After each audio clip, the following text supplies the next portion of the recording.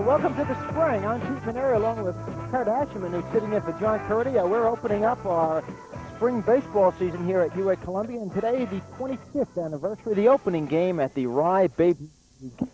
And we're here at Feely Field in Disbro Park, and we've got the Clippers today versus the Falcons. The Clippers on the field right now, and the second-place club last year. They were 12-3 against last year's champions, the Falcons, who were 13-2. We're just about ready to go. As you're looking at Gregory Holtz, the manager, the guy who's got the whole brain trust there for the home club, that is the light-colored Clippers. Let's take a look, if we can, at the defense. Starting at first base, Andy Luckhart. Over at second base is John DeMarco. Playing shortstop is Hiroki Kido, and Jason Holtz is around at third. In left field for the Clippers, Matt Edelman. There he is. In center field, Tommy, not Tony, Armas. Okay, I wonder if he's a Red Sox fan. And around in right is John Moshe. Behind the plate, there he is going, looking for one that got away, Warren Moonshine, and pitching is Joe King. So we're about ready to get going here. And for the Falcons, it's going to be Mark Surhoff, Scott Tucker, Bill Dratty, and if anyone gets on, Tom Halverson. We should complete that lineup also by telling you that it'll be Dave Mermelstein, Greg Dratty, Charles Lipscomb, Kevin Dunn, and Ray Delacoli, if anybody gets on base. Okay, and we're stepping in here with a familiar name in Rye Sports. Surhoff, that's certainly an athletic name, not only in Rye and Westchester County. Mark's brother, BJ, playing down at North Carolina, and had another brother in the Philadelphia chain. All right, and the first offering is a strike by Joe King. Behind home plate today, calling balls and strikes, is Jim Donnelly, and Bud Horan will be helping him out along the base paths. Starting him off with a curveball. Outside, we're 1-1. The dimensions here at John J. Feely Field. Left field, 333. It's a pretty good poke down the line. Ground ball to shortstop. Stays down. He's safe. Ball stayed down on Hiroki Kido. How would you call that one? Great. I'd give him a base hit. I think base hit, okay. Looks like he runs like his brother. So Surhoff with an infield hit. Talk about the ballpark piece. Couldn't find a more beautiful field in Westchester County than right here. Oh, this place is gorgeous today. This is Scott Tucker. Scott's the left fielder, batting number 2 in the lineup. Ball gets away. And Surhoff in without a throw. So Surhoff moves over to second base. We'll call that a pass ball. Ball got away from the catcher. So now with a 1-ball, no strike count, make it 2-0. Scott Tucker now in the driver's seat. Tucker will be followed by the third baseman, Bill Dratty. Giving him an awful lot of room at second base. Foul ball, swinging foul ball. King gave Surhoff a lot of room on the first pitch when Surhoff was down there at first base. Really had a big lead. And even without the benefit of pass ball, I think Surhoff probably would have had the base. He's going to go. Nope, did a good job holding him that time. Swinging strike 2. King's fastball up and in, and Scott Tucker looking for the ball around the eyes. We're even at 2-2. All fastballs to this batter here. Started the first batter off with 2 curveballs. There he goes. Runner goes. Foul ball. Let me complete what we were saying about the dimensions of the park. 333 down in left field, 362, a pretty good poke in straightaway center field, and 301, a bit of a porch, but not that much of a porch down in right field. Gorgeous park, beautiful day. Surhoff really taking liberties, and King steps off. And sometimes, Kirk, I think the best thing for a pitcher to do is, rather than wheel and turn, just to step off and chase him back. You've got to worry about your shortstop and second baseman getting back into position. Ball. The count is out full now, 3-2. Nobody out, man on second base. We're in the top of the first. The Falcons against the Clippers at Rye Babe Ruth League. Did the same thing there, Pete. Just step back. Second baseman out of position. He's got to make sure he gets back in the hole.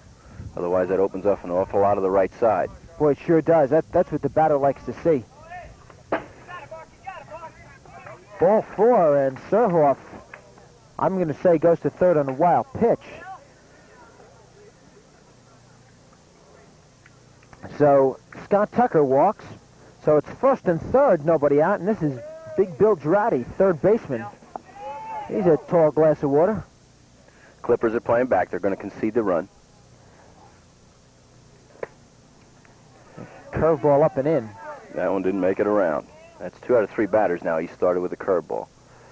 King didn't snap that curve, though. No, he threw it elbow down, that's called. You got to get the elbow above the shoulder. The ball's not going to break. Swinging strike, 1-1. Got it on that one. You know what the difference there, Pete? When he gets the elbow up, especially when you're throwing up from around that high, you've got to get the elbow above the shoulder. That's where the curveball breaks from. That and the front leg, bending the front leg. A lot of mechanics going into putting that ball over the plate 60 feet, 6 inches away. It's a ball. 2 balls and a strike.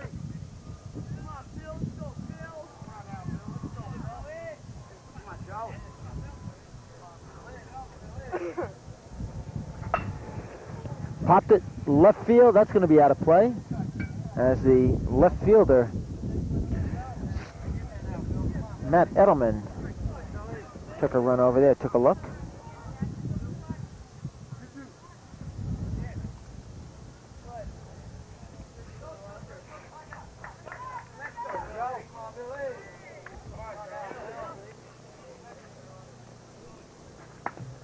Girardi fouled that off.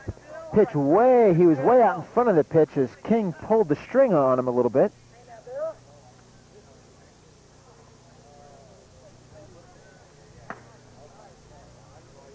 Not a lot of leaves. Matter of fact, no leaves on the trees, but this feels like an early summer day. Just a gorgeous afternoon for baseball. The way the game's supposed to be played, outdoors on real grass. You got it, and no roof on you. Good curveball. Popped it up. Good curveball. Here's the first baseman. Lockhart takes it, walks it in. So Girardi goes down. There's 1 out, and that brings up Tom Halverson, the first baseman. Good curveball that time. Sure was. He got Girardi to pop it. Halverson playing first. He'll be followed by David Mermelstein, who's the center fielder. 1 out, 2 on. Got to look for somebody running here. Get something started. Not making a whole lot of contact. There he goes. Okay, Scott Tucker. We'll give him a steal on that, even though the ball got away. No error involved. And I was really kind of curious that he was not sent with Girardi, the number 3 batter in the lineup. Getting 2 ducks on the pond. Surhoff going way down the line. Good fastball. Right. Counts even at 1-1. 1 out. This is a big batter here. Big out here. And it's punched in the right field. 1 run scores. Surhoff comes in. Here comes the second runner. The throw. Ooh. Gets away. The throw is cut off by the pitcher. As Scott Tucker came around to score. So Surhoff scores. Now the question is, we give 1 or 2 RBIs to Halverson. I think you got to give him 1 on that one, Pete. 1 and an error on the pitcher. Sure. Okay. So give Halverson a single. He comes all the way around to third base on the throw to the plate and the error, E1. But the important numbers are the runs. And 2 of them scored, and David Mermelstein now with 2 in, 1 on, and 1 out.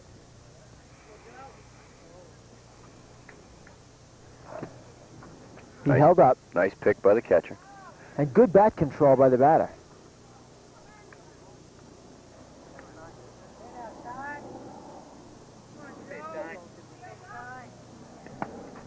That's a tough one. Not much room back here, Pete. Not too many wild pitches going to score. runners. You're absolutely right, but the important thing for the catcher in that situation is to block that ball, keep it in front.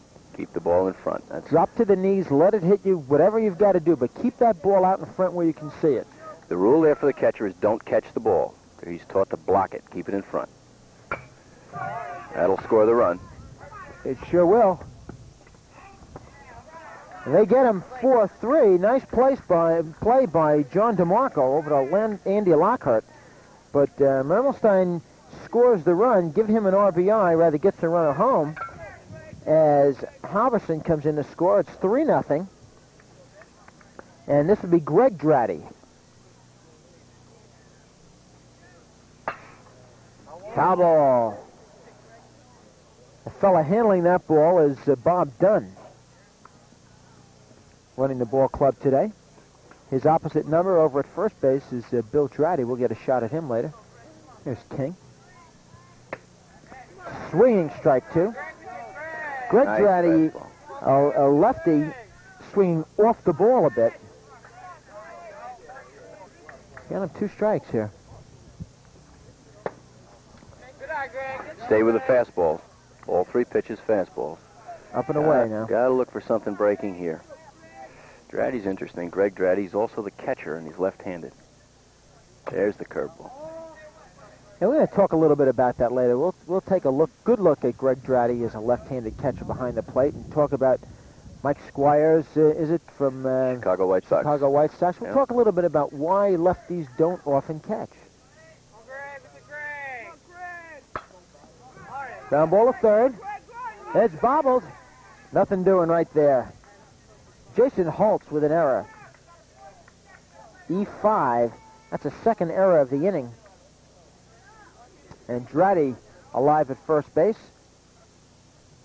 The Falcons still alive with a runner on, 3 runs in, 2 out.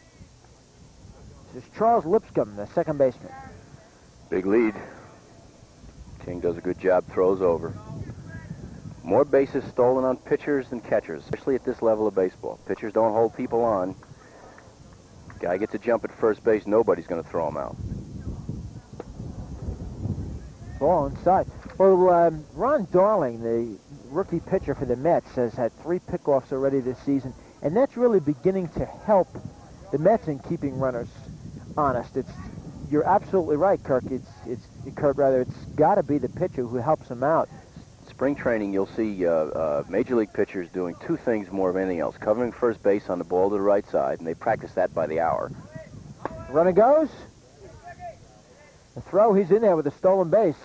Nice backup by the shortstop, Hiroki Kito. Just to complete that, they work on covering first base on the ball to the right side, and the second thing they work on is holding runners on, especially on that level of baseball. You give somebody an extra step up there, they're gone.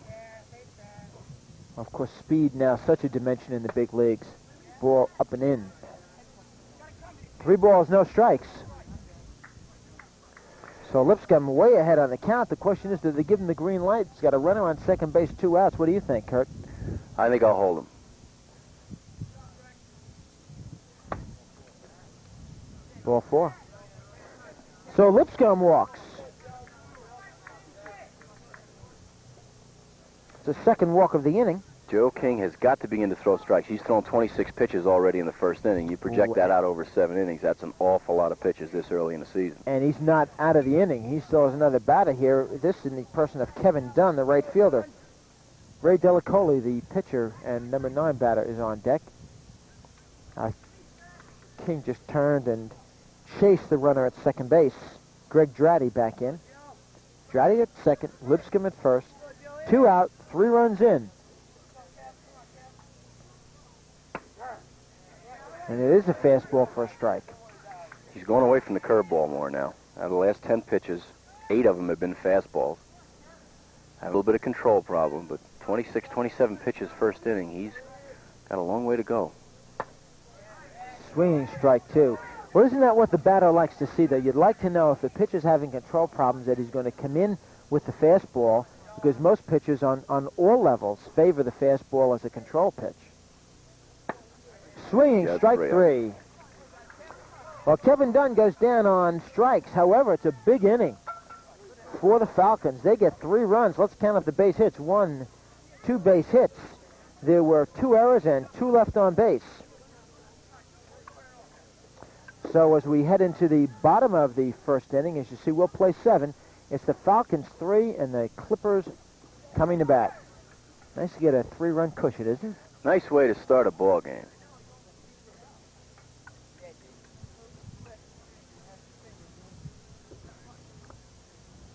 All right, we'll be telling you that the defensive lineups for the Falcons are as follows. That's Tom Halverson over at first base. Charles Lipscomb at second. The shortstop is Mark Surhoff. And the third baseman is Bill Dratty. That's Dratty with the throw. Out in left field, we look at Scott Tucker. In center, David Mermelstein. And Kevin Dunn, who ended the inning, is over at right. Catching is the coach warming up the pitcher. Okay, the catch. That's right. All right. Well, there he is. Okay, that's Bob Dunn. He has to do a little bit of everything. We'll show you the catcher in a minute, but let's show you the pitcher, Ray Delicoli. Very big right-hander. The whole concept of the left-handed catcher, Pete, is an interesting one. You're going to see one right here. Greg Dratty is the catcher, and bats left-handed and throws left-handed. And as Pete mentioned earlier, Tony La Russa in Chicago is experimenting with Mike Squires. Actually, I guess it's past the experimental level. He's used him this year. Yeah, and indications are he'll use him quite a bit. The theory behind it, of course, is that on the steal of second base, most catchers have a natural tail to the ball when they throw it. I haven't heard the scientific evidence behind it, but it certainly is true. There's the catcher right there. There's Greg Dratty now. The theory is that with the ball tailing away, it would in fact be tailing away from the runner who's sliding into second base. But if mechanics are correct, that kind of thing can be changed. Certainly on the bunts, the catcher is in a much better position if he's left-handed. Fields the ball and he goes straight. Right. There's no body turn necessary. Absolutely. As one who caught in high school and college ball, let me tell you, that's the tough play, especially on a bunt that's down the third base side. Anywhere on the left side of the infield, you've got to make that full turn and throw. And, of course, with the catcher with the equipment on and so forth and having to come up from the squat position, it's not like an infielder coming in facing the ball. Yeah, and the right-handed catcher has to turn his back to first base to field that bunt on the third base line. So that's right. I'm not really sure the problems with it. It may be more tradition than anything else. Could very well be. All right, this is Joe King leading off. He'll be followed by Andrew Luckhart and John DeMarco. If anyone gets on, it'll be Tommy Armas. 3-0. Joe King is batting left-handed, by the way, although he is a natural right-hander. He's had a bone chip in his wrist. And as a result, he can't swing the bat as well right-handed, so he switched over on the other side. It'll be interesting to see how successful he is. All right, Delicoli starts him off with the ball.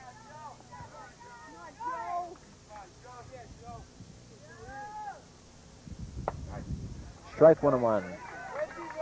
Well, you know, the other thing about that left-handed catcher, and we'll take a look at it a little bit later on with a runner on base and a right-handed batter up. That was always, to me, one of the more difficult aspects. Swinging strike, most difficult aspects, the opposite side, throwing with a left-handed batter, trying to protect the runner. Yep. Of course, you remember Jim Gilliam with the Dodgers in the Maury Wills years, Gilliam the number 2 batter, and Joe King just loops one out, and it's caught. Nice job out there by Dave. He hit that ball pretty well, considering he's hitting the ball with the wrong hand, wrong side. Mermelstein came out and just picked that off. I wouldn't say that ball was hit with real power, but he's just swinging very smoothly through the ball. Looks like he's trying to make contact. Looked quite good. Okay, here's another lefty, Andrew Luckhart, the first baseman, wearing number 8. 1 up, 1 down. We're in the bottom of the first inning. The Clippers and the Falcons in the opener, the 25th season, in fact, of the Rye Babe Ruth League. And Tony Kohash, our producer, used to play on the Clippers. They're still trying to make a comeback from that. In fact, they had trouble getting kids to sign up for the team. That almost destroyed the league. There are traditions, and then, you know, then there are traditions. Son of a gun. How about that? So, man in the truck. Luckhart takes a strike. Nothing but fastball so far. Haven't seen the breaking ball yet. Of course, Tony Kohash and the family a well-known name up here in Rye. Swinging strike. Ball and 2 strikes. Delicoli now has Lockhart where he wants him. Ball inside. Count evens up at 2-2. 1 out, nobody on. I'll tell you, the big question for me about that left-handed catching deal is where do you get a left-handed catcher's mitt? Yeah, it's not that easy to find anymore, but they do exist. They do Ball exist. down low. So the count's out full now. Delicoli was on top of the count. A ball and 2 strikes. We're now out full, 3-2. There's a rocket. Boy, he laid that bat on it nicely, didn't he? Ball cut off very nicely by Dave Mermelstein in center field as Lockhart is on with the Clippers' first base hit of the afternoon. 1 on, 1 out. John DeMarco. Excuse me, Pete. Stayed right over the ball. Boy, didn't he? Nothing out. Just made contact. Obviously, well-coached baseball team. Kept his head in. Everything down. Now we'll take a look at Greg Dratty and see how well we do here with that left-handed throw necessary. There's the catcher's best friend, that throw over. I also think the right-handed catcher can keep the runner a little bit closer on the throw back in, the throw behind in, after that ball that Greg Dratty just faked. I enjoy just flipping it down, and if you work on your arm, you can get that ball down there in a hurry. Of course, Johnny benched non-Perel in that. There goes the runner. Hit and run. Play's going to have to go to first. And they just get him. Nice play. Just get him as DeMarco goes tumbling. He's out 5-3. Lockhart was moving on the play. They went hit and run, and the third baseman over there, Bill Dratty, hesitated a moment, looked to second, then decided, no, I'm going to have to go to first, went over to Tom Halverson at first base, and just did get DeMarco. Okay, so the runner moves up. We now have a runner in scoring position, Lockhart at second. Tommy Armas, the center fielder here, wearing number 2. With 2 out, he has a runner in scoring position. Ray Delicoli almost fell off the mound that time, caught his spike. You know, one of the interesting things to look at now in high school baseball, Babe Ruth League baseball, is the shoes. Metal spikes are no longer allowed. Oh, is that so? Yeah, Kansas City, the Federation rules. Ground ball to shortstop. Up and over. Nice scoop. So it's Mark Surhoff to Tom Halverson, and Armas is out 6-3. So the Clippers go fairly quietly. No runs, 1 hit, no errors, 1 left on base. After a full inning, it is the Falcons leading the Clippers 3-0. We'll be back with more Rye baseball in a moment. I'm John Havlicek. You've seen me here on cable television inviting you to my Westchester Wendy's. I want to thank you for being so supportive of our restaurants, and I'm also here to tell you cable advertising is a sure shot that brings results. We have found cable advertising to be the most cost-effective way of telling you about our business. So if you're looking for a sure shot to advertise your business, whether it's big or small, look into cable advertising. It's definitely a high percentage shot. They mean business. We're back here in Rye, where we're watching the Clippers and the Falcons. Opening day, Babe Ruth League Baseball, 25th anniversary here in Rye, Babe Ruth. That's a whole lot of baseball, isn't it? A lot of baseball. This is a good-looking facility. Isn't that gorgeous? Field is green, of course. If you're not green with some grass, you're green with some mold. After the rain we've had this spring. Killing my golf game, by the way. Of course, good thing Caridio's not here. He'd have something smart to say about that, John. About your golf game? Oh, yeah. I'm sure I'll learn. He always does. He always does. Because Caridio, last time we were out, we were playing a quarter a hole, and I hadn't beaten John in a month of Sundays. And we never played for money. Well, we played a quarter a hole just to keep it interesting. Well, yeah, I ate him alive. I ate him alive. Beat him by 1. All right, this is Ray Delicoli, the pitcher leading off for the Falcons here in the top of the second inning. His first appearance. He'll be followed by Mark Surhoff in the top of the lineup. Ball down low. 1-1 the count. Interesting to watch Joe King's wind-up. Watch his right foot come right off the ground. See him tap it. That's an interesting timing device. Swinging strike. Just tipped the ball. Ball and 2 strikes. What do you think about that? Is it a hesitancy in the delivery? I think he just uses it for timing. It's similar to maybe, ooh, there's a good fastball. Strike 3. So Delicoli goes down looking. You're right, it was a good fastball. 1 down, Mark Surhoff. Surhoff, who singled and came around to score the first run of the ball game, leading off in the top of the first. Surhoff's brother, BJ, at University of North Carolina, was a 3-sport star at Rye, and he's playing in the Olympic, for the U.S. Olympic team. Of course, that's not baseball, not an Olympic sport, but this year it is a demonstration sport, yeah. Which absolutely drives me crazy, to tell you the truth. I'll get into my Olympic harangue in a minute. Foul ball. He's also, BJ, I believe, is leading the ACC in just about every single offensive category. Really great player. He's catching down there, Yes, they changed him when the Yankees drafted him originally. They talked about changing him to catcher right away. And as a matter of fact, his last year as a senior at Rye High School, he did do some catching. Curveball missed. He was one of those players who, as a professional, although had all the tools in the world, it was pretty obvious to scouts that he was easily adaptable to become a catcher.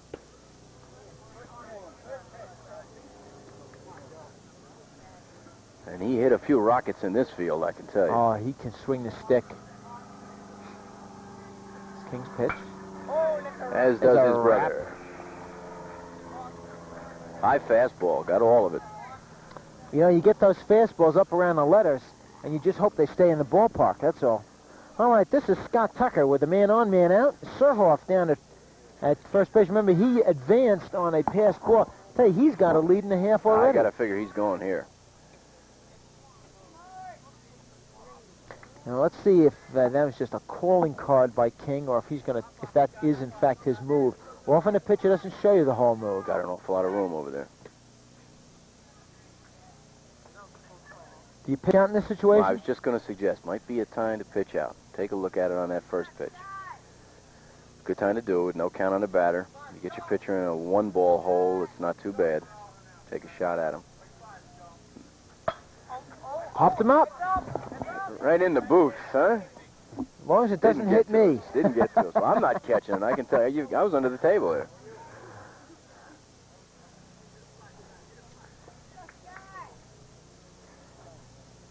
One strike on Scott Tucker. Home run in a haystack. Look at that. Usual rule at first base on the lead for a normal runner is the 2 strides and a slide. About 3 steps out. Mark Surhoff is much further than that. He's good for it. There he goes. Hit and run again. Pitcher over to first, and Surhoff made the big turn. Oh, they throw back in and just miss him. So Scott Tucker advances him 1-3. That's not a sacrifice, but he moves him over anyhow. And with 2 out, the number 3 batter in the lineup, Bill Dratty, who popped. He hit one straight up in the air to the first baseman. Andy Luckhart taking it in. Luckhart, by the way, we noticed a right-handed throwing the ball, but a lefty batter. All right, let's get back to Dratty here. There goes Surhoff again. On the curveball, he throws in the... Ooh, okay. Good job by the third baseman in that situation. Jason Holtz keeping the ball from going out into left field. Theory there is even that there's lots of coaches, especially on a high school level and college level, Division I college level, who believe it's easier to steal third base than it is to steal second. Because well, you're sending those 2 infielders back and forth, and with a good third base coach and a smart base runner, usually the jump is easier from second base. Obviously, you can get further off the base than you can at first. Of course, you can also get a run on any kind of an overthrow, because unless the left fielder really moves in quickly, if the ball gets past the third baseman, put a run on the scoreboard. Dratty takes it down low. Like good pitch, must have been a little low. Calling balls and strikes, Jim Donnelly. Again, he's working with Bud Horan. Bud on the infield. Here, Surhoff. Oh, I tell you what, he looked like he was coming. A strike to Dratty, and I'm surprised that King's throwing as many curveballs as he is in this situation. 3-1 here. Ball 4. Now you got the interesting situation because you've got a first and third situation with a base runner with Surhoff's speed at third base. Be interesting to see whether Bob Dunn sends the runner and puts something in play here. All right, here's Tommy Halverson, the first baseman. Singled his first time up. Drove in a run. Tube shot right there. Good fastball. Good looking heat.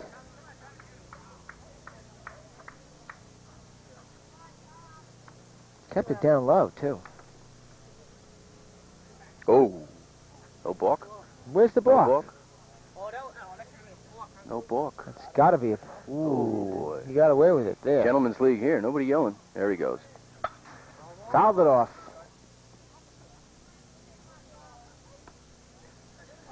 Interesting rule. Obviously, the pitcher must step off the back of the rubber. He has to throw the ball to first base. But the pitcher does not have to throw the ball to second or third base on the pickoff. There he can fake, right from the rubber. Down to first. Nice job by Andy. Luckhart stays with it. Halverson goes down to 3 unassisted. No runs. There was 1 hit. There were no errors. And there were 2 left on base. So as we head to the bottom of the second, it remains the Falcons 3, the Clippers nothing. Let's see, I'm almost tempted to take my sweater off. It's I took my to heat up. jacket off. Took my jacket off. It's a good-looking day out here, isn't it? Gorgeous day. I have everything but a 3-wood here. That's all. Wait for the camera. There they are. Howie about that. Sure they are. No, Good job in the blimp. Yeah, up in the blimp. The Goodyear blimp, UA Columbia. Andy Goff at the controls. Hello, Andy. You couldn't get me up there on a bet, Andy. You're a better man than I. I was down in Florida for a little R&R recently. In fact, the last week of spring training, and that Goodyear blimp just hangs around that Pompano area. I'll tell you, I was at the Pompano Golf Club and turned around, and there it was. I mean, this thing wasn't more than 50 feet off the ground. I found out they moor it right behind the golf club. Too high for me. I'm sitting on top of a case here that's about 3 feet off the ground. That's too high for me. All righty. I'm going to bottom of 2 here. Warren Monshine, the catcher. We'll lead it off here for the Clippers. Got to get something started now. Down 3 runs here in the second inning. Moonshine is the number 5 batter, so we're still first time around for the Clippers. Things get late quickly in a 7-inning ball game, though. So it'll be Warren Moonshine, Can't wait too long. Hiroki Kito, and Jason Holtz. A strike. Yeah, you're right. You play a little bit differently in a 7-inning game, don't you, Kurt? Everything changes. Sound like Foul you hit that one with the New York Times. Classified. You know, they're using those aluminum bats. The old days when you heard that focking sound from the wood, you don't hear that anymore. Now it's ping. Everything's ping. Big curveball. Of course, those aluminum bats help the budget, don't they? Yeah, they don't help it initially because that bat he's holding right there retails for about $55. That's an Easton. But they last 10 years. All you do is change the grip. Ball. And they hit the ball harder than the wooden bat. Don't let anybody Oh, they sure suggest do. to you that they don't. 2-2 here on Moonshine. Off the fist. That's a tough play. Gonna have to Third hurry. base. They get him. Good job, Bill Dratty. Handling it and getting over to Tom Halverson. Dratty's another name that Westchester Sports is well aware of. Father, Bill Dratty, who's one of the assistant coaches, played an awful lot of football on an awful lot of levels, including the New York Giants. I have a feeling that there's lots of people around here who wouldn't mind having him back.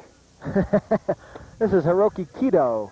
Hiroki is the shortstop, batting number 6. He's followed by Jason Holtz. If anyone gets on, it'll be Matt Edelman. Yeah, those Giants, they're hurting puppies, aren't they? It's a shame. It's a shame to see a franchise go down the tubes that quickly. 1 strike pitch. What's it? 2-1 rather. 2 balls and a strike. Hiroki goes to school in Queens. Japanese player, understands very little English, but obviously understands the game of baseball. I was going to say, you don't have to understand English to understand baseball. No, sir. Catch it, throw it, and hit it. And there's a whole lot of Japanese who do it real well.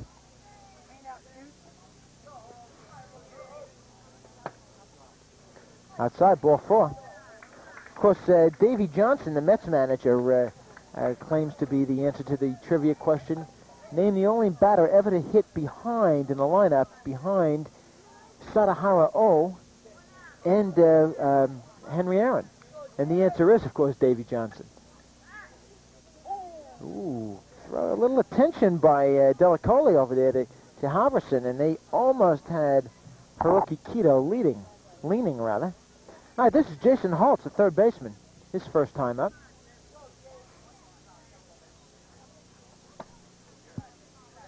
Greg Dratty jumped up like he thought maybe he was going that time. Of course, the catcher really has to work hard now as a lefty with a right-handed batter up, because he's going to have to step out and throw. Ooh, big lead. Threw the ball throw away. Gets away, and I'll tell you, they almost had him, and they may get him here. He's out. And they say helping the Falcons in that situation, Hiroki Kito goes out 3-6. It's the opposite of the way we usually put it in the book. He hesitated. Ball got by, and he had slid into the base. Hesitated a little bit.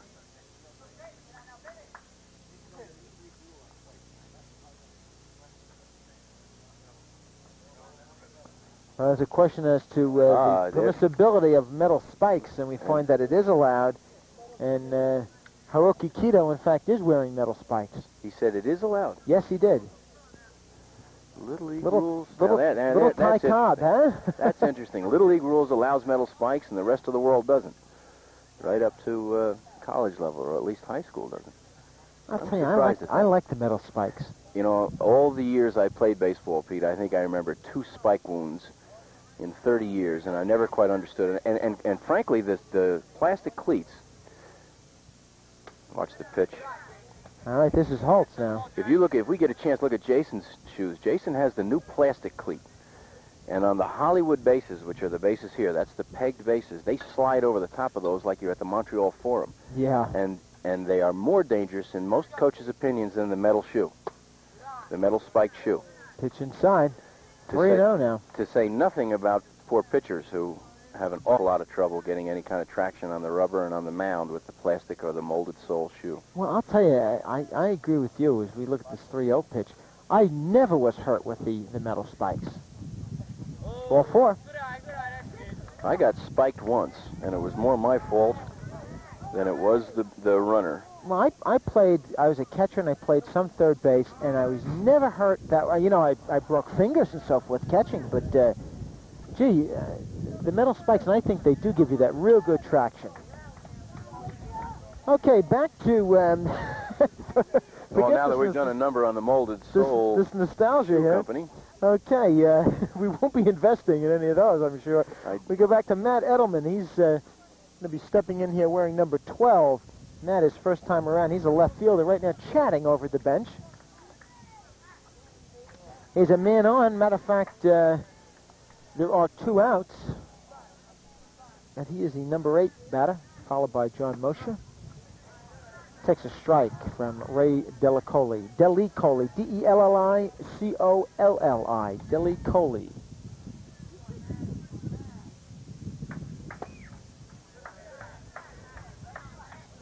Really, I'll tell you, Kurt, I always, if I'm not sure of the pronunciation, I spell it out. Ah, yes. Someone will find you when they see this telecast if you've done it incorrectly. Down to third. Picked by Dratty. Over to Halverson. 5-3 goes Edelman. And quietly go the Clippers. No runs. No hits. There were no errors. And 1 left on base after 2 complete. There you see it. 3-0 from the Rye Babe Ruth League. Stick with us. We'll be back right after this.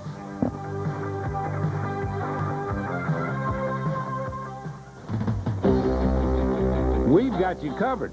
We've got the Cosmos, the Yankees, the Nets, the Islanders, the Mets. more New York teams all year round on Sports Channel. With Sports Channel, you get the games you'll never see on ordinary TV. For more teams and more games, nobody can beat the home of the home team. Sports Channel. We've got New York sports covered.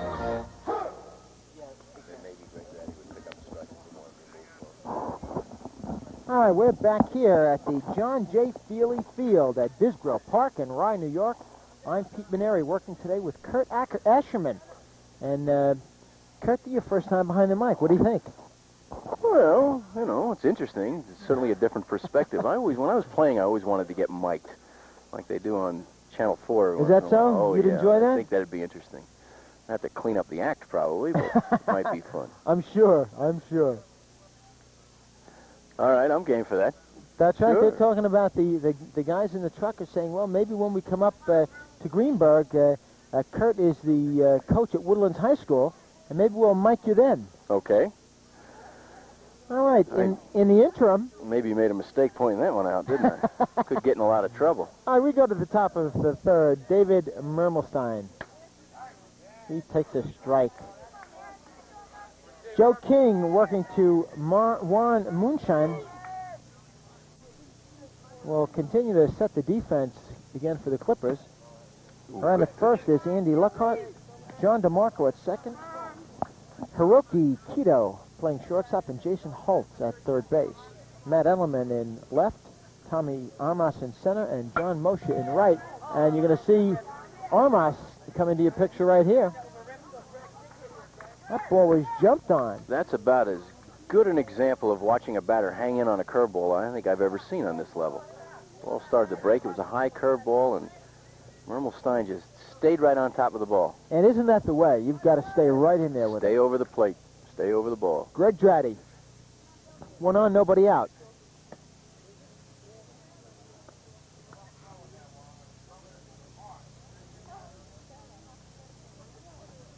And Joe King gets the lead runner on, has his work cut out now.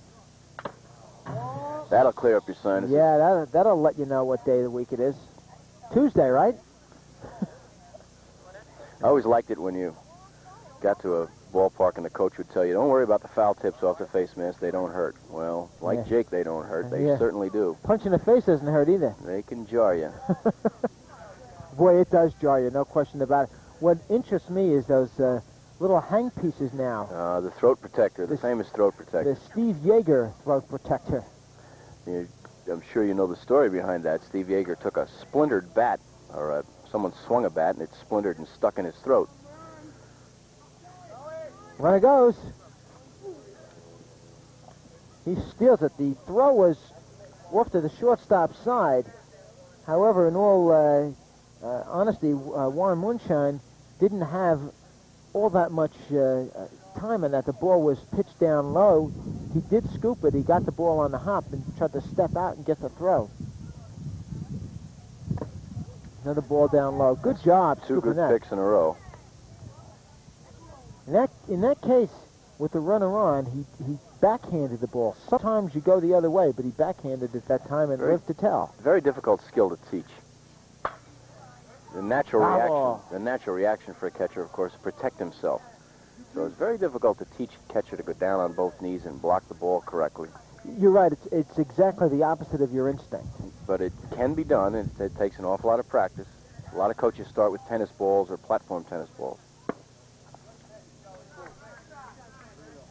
Count is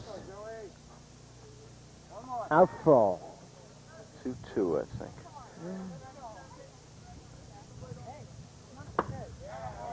Bad pitch. Right, three. Bad pitch. High strike.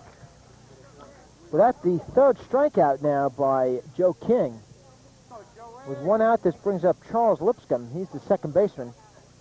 First time up, Lipscomb walked. He'll be followed by Kevin Dunn. King begins to work toward the bottom of the lineup here. The runner goes. The throw, he's in there. It's a good throw, but it was up just a little bit high.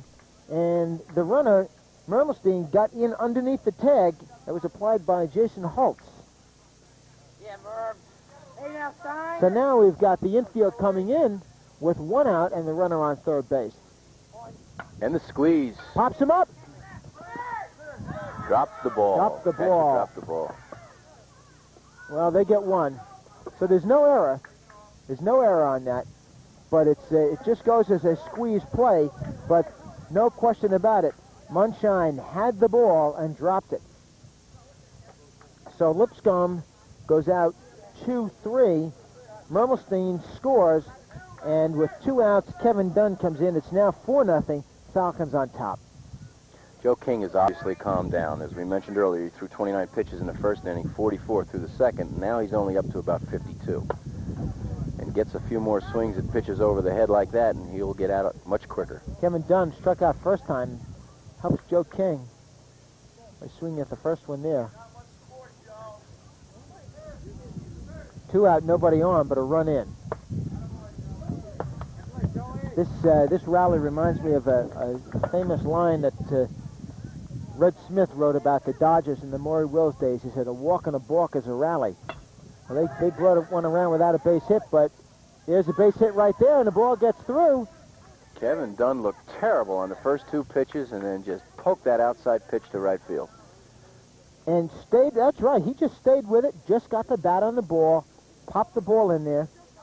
Let's take a look at that one again. You saw him as the ball was away from him, stayed down with it. Nice try in right field.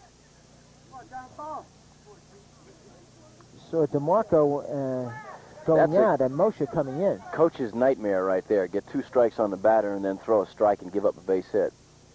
New York Mets have made a living doing that. This is Ray Delicoli. Hey, how about those Mets, the late inning lightning this season, huh? I just hope no one starts with the headlines how the Mets are for real, because every time they do that, they lose 6 in a row. Swinging strike. You also notice that Joe King has gone away from the curveball. Down the bottom of the order here, he's going mostly with fastballs. As a matter of fact, he hasn't thrown a curveball since the first batter in this inning. And there's another fastball. And when he's missing, he's been missing generally down rather than up. Which is the place you want him to miss. You don't want him to miss at all, but if he is, you want to keep the ball low, keep the ball down. Much more difficult pitch to hit. Just as we say that, he throws a high fastball.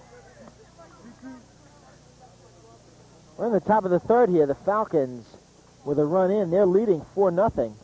Opening game of the Rye Babe Ruth League season, the 25th season, thank you. And he takes a called strike 3.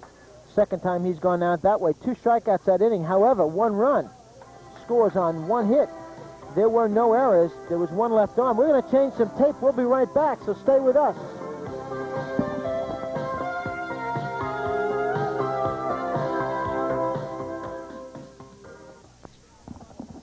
All right, we're right back here at the Feely Field in Disbro Park. Hope you're enjoying it. We sure are. I'm Pete Maneri along with Kurt Asherman, the baseball coach up at Woodlands High School. Kurt sitting in for the vacationing John Caridio, soon to be Papa John.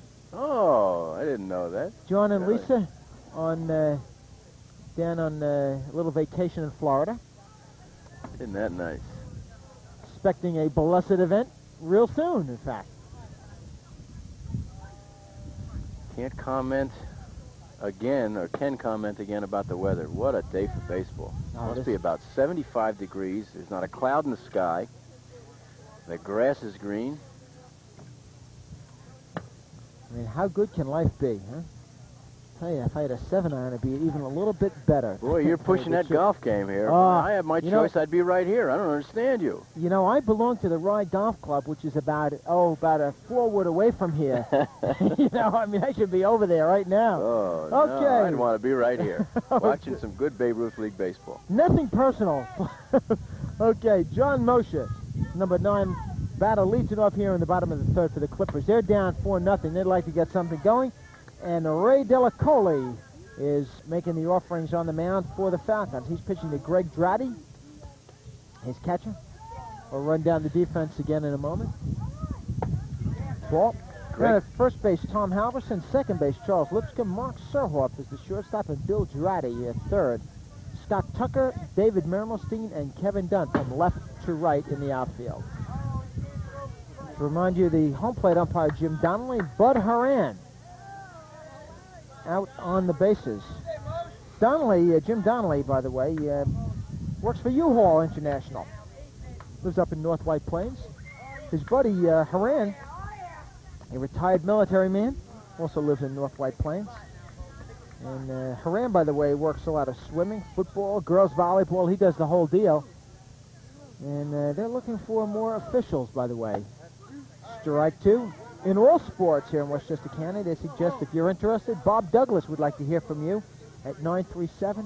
937-5700. If they'd like to call balls and strikes. And there's a strike right there as Moshe goes down looking. That's the first strikeout by Delicoli. However, he's way up on top. 4-0, has only given up one hit. And we go to the top of the lineup with Joe King, who popped the ball into medium depth center field his first time up. Again, we point out that Joe's batting left-handed. He's a right-handed hitter. Broken bone in his wrist. Can't swing the bat as well from the right side, so he switched over.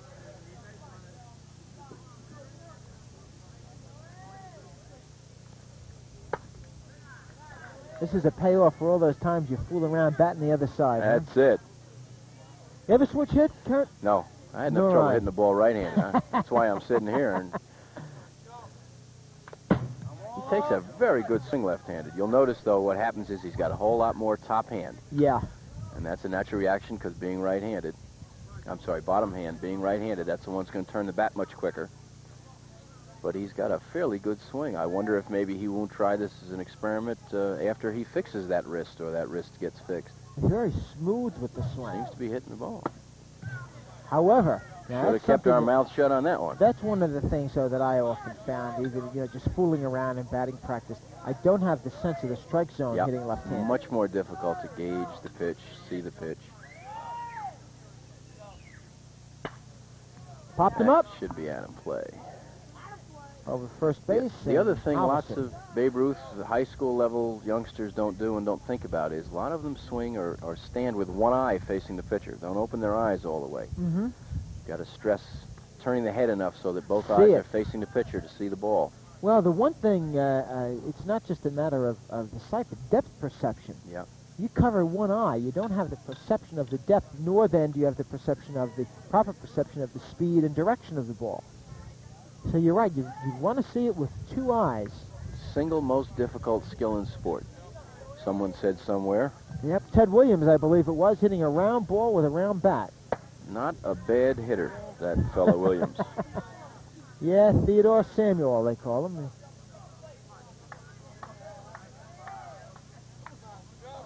Yeah, this Pete Leone. Don't hurt yourself out there, Pete, huh? Holy cow. Ball four. So King works a base on balls. His first appearance on the baselines. 1 on, 1 out. That brings Andy Luckhart. Left-handed hitter, right-handed batter. He lined a single in the right center field his first time up. That's Ray Delicoli's third walk. He's thrown a lot of pitches as well. 29 pitches through the 2 innings.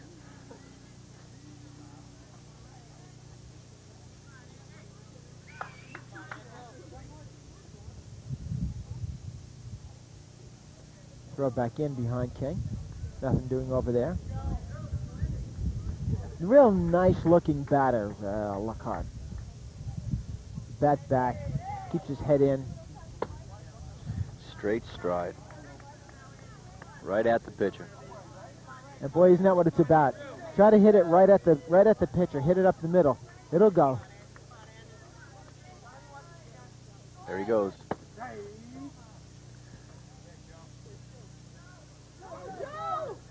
King is safe. And there you see part of the problem with that left-handed catcher. You can't. He's got a right-handed or left-handed batter up, so he has trouble seeing the man. And at the same time, got that little tail on the ball. Makes it much more difficult. You have to remember that the catcher is the only one who consistently throws to a moving target. If you think about it, when a shortstop fields a ground ball, he throws to a standing first baseman.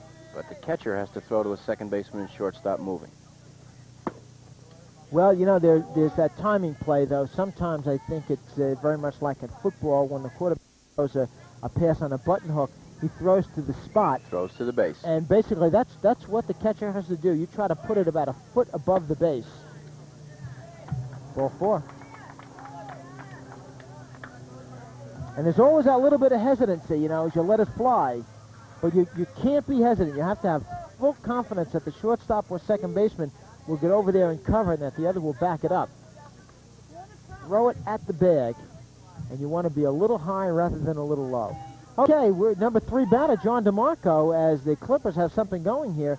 1 out, 2 on in the bottom of the 3rd. They're going. They're both going. That's right, and the ball is hit out into left center field. It's taken, now it's dropped. It goes through David Mermelstein. Should score at least 2 here. King scores. Here comes Lockhart. There's no play on him.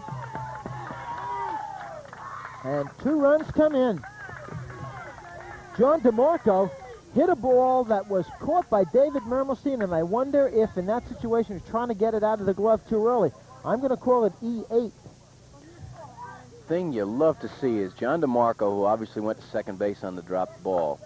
When he got close to second base, the first thing he did is look at his coach, picked up his coach to see whether he ought to go over to third base. That's the kind of thing that you spend hours drilling on, especially this level, 13, 14, 15-year-old youngsters, and you just pray your kids do it, and John certainly did. Tommy Armas here. They throw in behind, and John DeMarco back in. Tommy Armas granted out shortstop, 6'3", his first time up. Has an opportunity now. His club trailing 4-2 has an opportunity with a man on second and 1 out. He pokes one down the left field line. Foul ball. And not by much. Tommy's moved up on the plate, you notice. He's much closer to the pitcher this time at bat than maybe the second than he was the first time. Obviously gauging speed of the pitch. I remember having someone say to me, why would you allow your youngster to move up or move back in the box? He'll never learn to hit. And the example I used was, let's watch the pitch. Will it get through? No, it does not, no, but no one's there. There's the thing we talked about earlier. Well, that's an infield hit, but if you give an error, it's got to be mental. That's the thing we talked about in the beginning. Major League pitchers spend hours just on that play. And interestingly enough, one of the most important people in that play is the catcher. If you listen carefully on television, you'll hear the catcher yell, get over there, get over there. To remind his pitcher he's got to cover the right side. Armas moves over to third, so we've got first and third. DeMarco at third, Armas at first. Warren Munshine, the catcher. Big jump. Grounded out 5-3 first time up, and yeah, big jump indeed. Give him a stolen base because he was going anyhow. You can't assume that they would have had him, but it was a wild pitch indeed. So in the scorebook, it goes as a steal. Now runners on second and third. Let's see what the Falcon defense does. 4-2. Bill Dratty asking the coach, Bob Dunn, whether the pitcher ought to wind up. Usual rule in that one is wherever you're comfortable. That's right. You've got to worry about the squeeze. The Clippers being down only a run might not be a bad time to drop it and get within 1 run. Well, the infield is way in now. Going to cut the run off. Dratty up on the infield grass. Excuse me, Pete, he is winding up. Dratty at third and Surhoff at shortstop playing on the grass, and I'm a bit surprised. That's awfully tight. It's a hitter's dream. Pull that infield in. You got an awful lot more room. You say it adds 100 points to the batting average. Was that my problem? I never got the hit when the infield was in. I would have added 100 points to my batting average. It would have got me up about 214, 215. I'll tell you, very honestly, I loved hitting with the infield in because you could just place the ball. Didn't have to worry about hitting it hard. Just hit it, and the chances were it was going to go over somebody's head. Just one of those giant quails. Make contact. Yep. In this situation. Make contact. 2-1 on this batter. Warren Munshine. Warren's a catcher. He's seen the pitch all day long. Good pitch to hit here. Oh, that was 3-1. Had the count wrong. Ball 4, that loads him up, and in a sense, it eases things for the defense. With 1 out, they can drop back halfway, looking to get the double play. Boy, you hate playing the infield in all the way.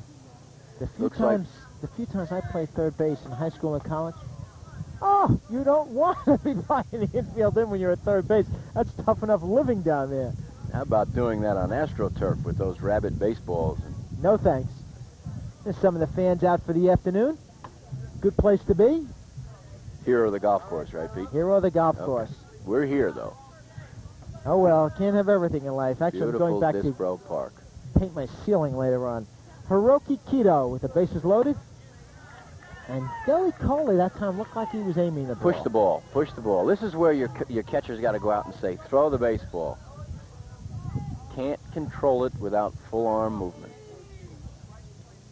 He did it again. He's throwing it as if it's a dart, trying to aim the ball. Short arming the ball. This again, you got to get the elbow up. 2-0 here. Another hitter's dream. 2-0, infield in, and the bases loaded with 1 out. Ball 3. I think Ray Delacoli's getting tired. He's thrown a lot of pitches. Yes, he has. He's at about 50 pitches already in 3 innings. Run that out to 7. It's not difficult to tell. He'd be over 100 pitches. That's an awful lot for a 14-year-old arm. Ball 4. And the run scores. Give Hiroki Kido a run batted in. We've got ourselves a ball game now, 4-3. It looked like the Falcons were going to run away with it early, scoring 3 runs in that first inning, but back in it now, Clippers are. It's 4-3. Bases loaded. This is Jason Holtz. He walked his first time up. Jason gives his coach ulcers. The batter before him walks on 4 pitches, and he swung at one over his head. Only 1 out here. Getting the infield in. Strike. Now Deli Coley ahead, no balls, 2 strikes. So he's in very much in the driver's seat with Holtz. Now Holtz becomes a different hitter as he's become a little defensive up there.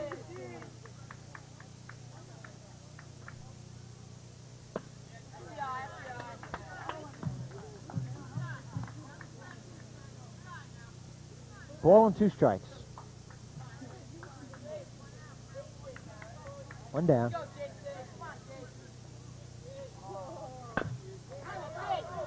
Surhoff can't get the handle. That's an error. And we tie it up.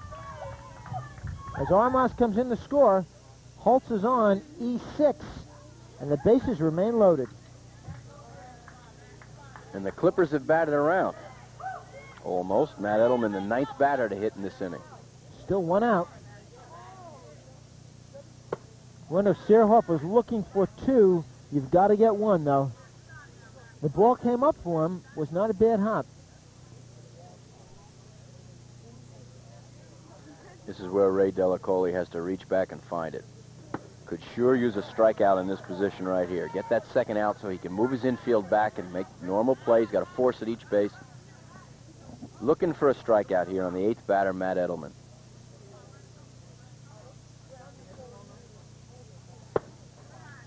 Ball up.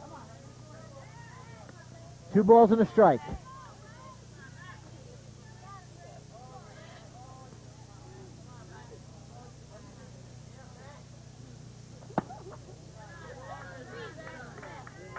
And 1. No place to put him, as they say. Got to get the ball in play here or a strikeout. And he didn't. Ball 4.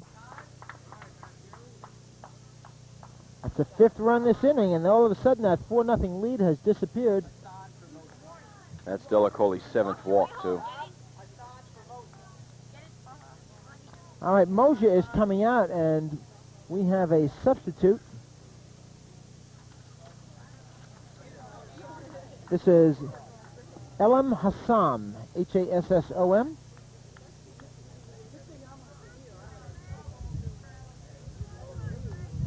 Pinch hitting for John Moja, who struck out looking his last time up. Situation remains 1 out. There's a strike on the batter. Base hit here could really rip it open, as the Clippers have come up with 5. Swinging strike, good looking swing. Foul tipped it. Here's where Delacoli has to be intelligent and not throw a strike. If This is where you're going to waste one and hope you get that strike, and he did it. He got him. So we go up to Joe King now. Unfortunately, that's the strikeout that Ray Delicati needed Delicoli rather needed the last batter. Yep. Get that second out. Now his infield's back. He's got a force at each base. Joe King walked his first time in this inning. This is his second time around. Also fly to center field. 5-4, Clippers on top.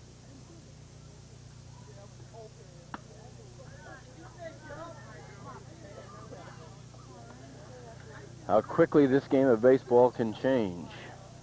See the Clippers go ahead in this inning after seemingly being out of it awful early, going down 3 runs in the first.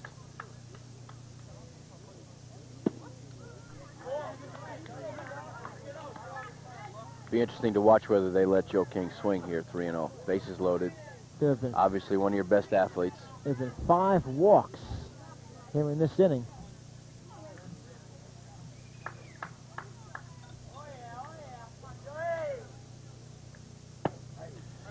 Strikes, so it's 3-1. Now I think they'd let him go. No, I would think the proverbial green light is out. This is the pitch that the hitter, the eyes light up like a pinball machine, looking for that fastball right down the pipe. Comebacker.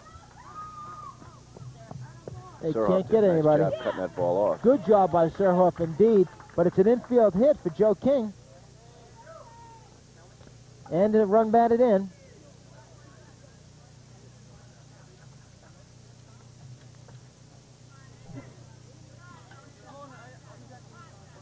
Andy Luckhart.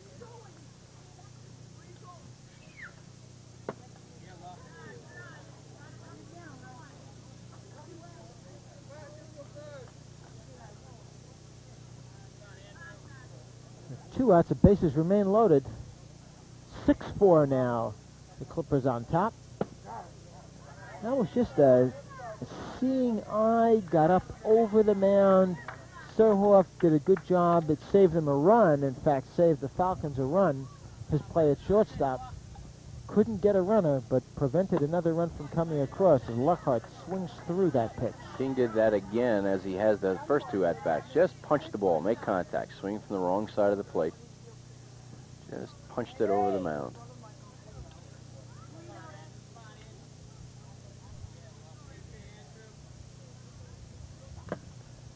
Foul tip, and he held it. And held it.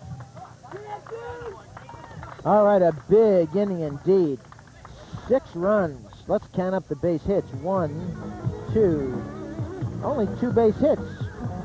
There were 2 errors and 3 left on base, plus 5 bases on balls.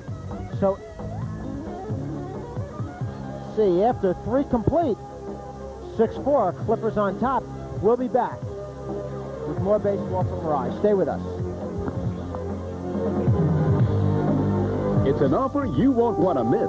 Subscribe to the Disney Channel today, and for a limited time, get this Mickey Mouse watch absolutely free. You'll also see exclusive Disney motion pictures, brand new original movies, and dramatic series, timeless nostalgic shows, plus exciting new variety programs and classic Disney cartoon shows. For your free Mickey Mouse watch, subscribe to the Disney Channel today.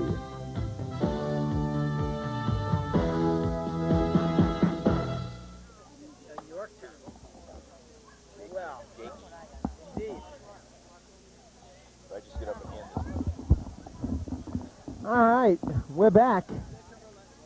Captain Andy Goff up top on the blimp UA Columbia. That's no comment about Andy's size. Just a play on sports here. All right, we're going to top of 4. And last time the Clippers were in this situation, they were cruising on top 4-0. They're now down 6-4. And let's see if the Falcons rather were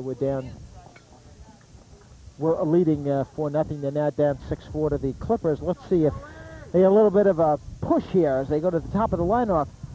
This is Mark Surhoff. Takes a pitch from Joe King. The battery King and Juan Munshine for the Clippers. Ball. Here's that big curveball. He's had some trouble getting over today. Hasn't thrown a whole lot of them. Thrown 61 pitches through 3 innings. That's a lot of pitches. 20 pitches an inning, a lot of pitches. Ball 3.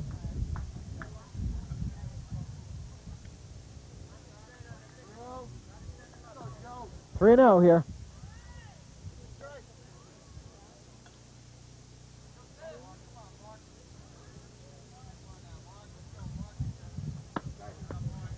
Thought they would let him swing there, 3-0. But looking to get your leadoff hitter on. Smart play. Take the strike. It's through the infield. Base hit for Surhoff. Pulled the pitch a little bit. Got the bat out in front. So that's what you want to do, especially when you're trailing. You want to get the lead runner on. Lead batter Scott Tucker now, who is 0 for 1, walked and scored in the first. Hit a comebacker, rather not a comebacker, but his bunt was taken. Out 1-3. Surhoff runs. Here's the throw. He's in there. Head first, easy. Falcons do like to run. Tucker now with a runner in scoring position for him. Joe King just has to do a better job holding people on first base. There's no catcher in the world that would have thrown Surhoff off. Thrown Surhoff out on that pitch with the lead he had. I wonder if Bob Dunn will look to bunt here. Although it's awful early, meaning the 4th inning.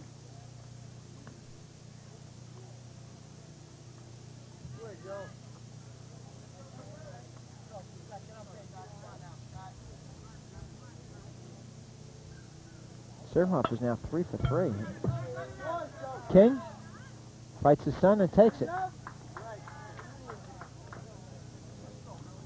Surhoff singled to lead off the game, singled in the second, singled here in the 4th. That's not a bad afternoon for your leadoff batter, and we're only in the 4th inning. Okay, with 1 out, Bill Dratty now steps in. Dratty popped to the first baseman and walked.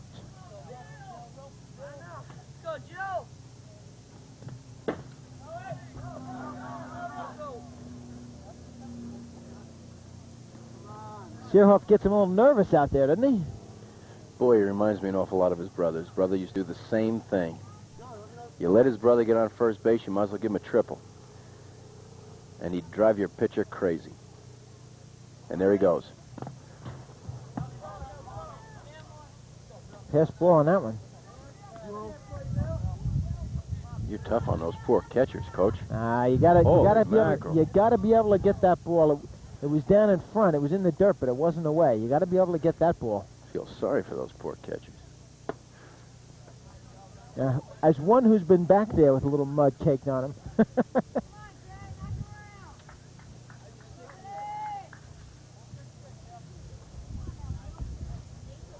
Boy, Surhoff way down the line.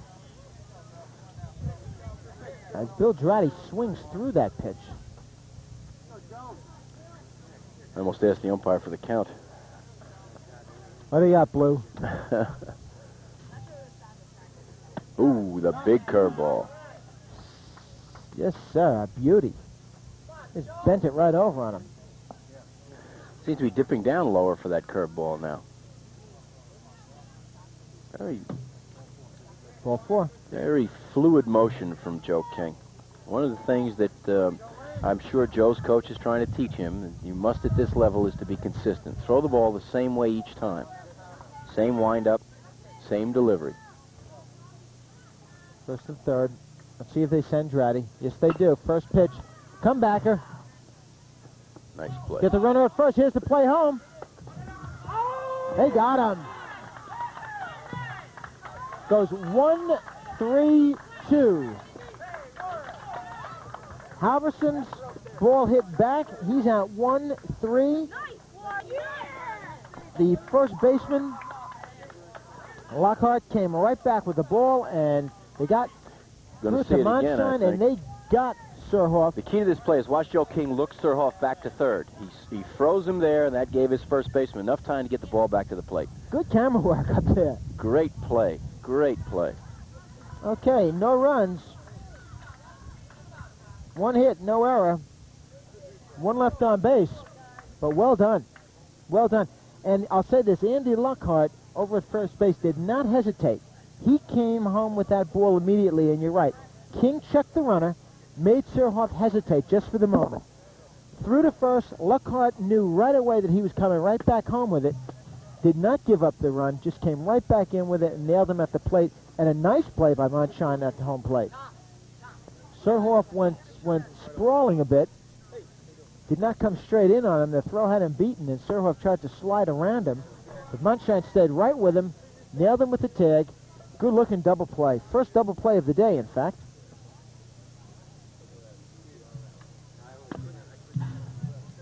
We go to bottom of 4. Well, the Falcons tried to get something going there. Had a lot of excitement, but no score.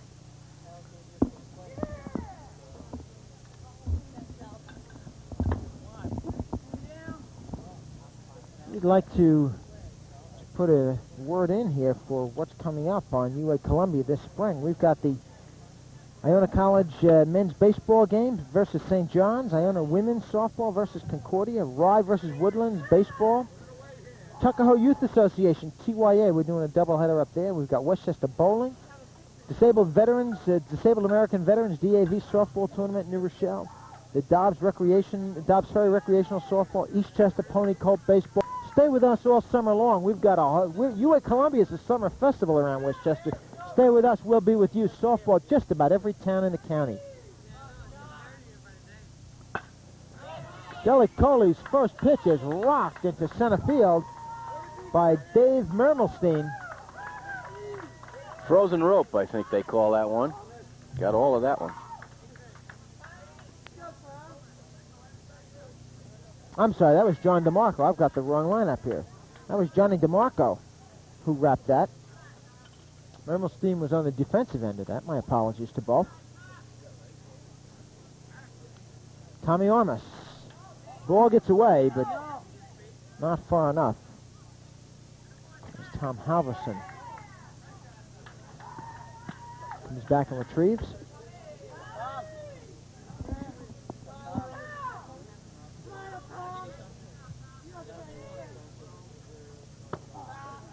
Armas swing over that pitch. Greg Dratty's throw in behind. Nothing doing there except to keep John DeMarco on the honest side of the ledger. Bottom of 4. 6-4. The Clippers are leading. I don't understand Delicole's move there. He doesn't have to step off to throw. No, he doesn't. He can throw directly over there. Watch Tommy Armas rock. Watch him jumping up and down. He uses it as a timing device, looks like.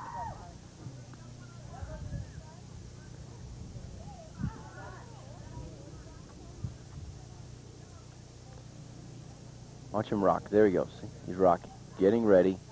Then he'll stop. Straight up in the air. That's a tough play right there. Baseman calls for it. Ball's going to drop. They're going to get it out anyway.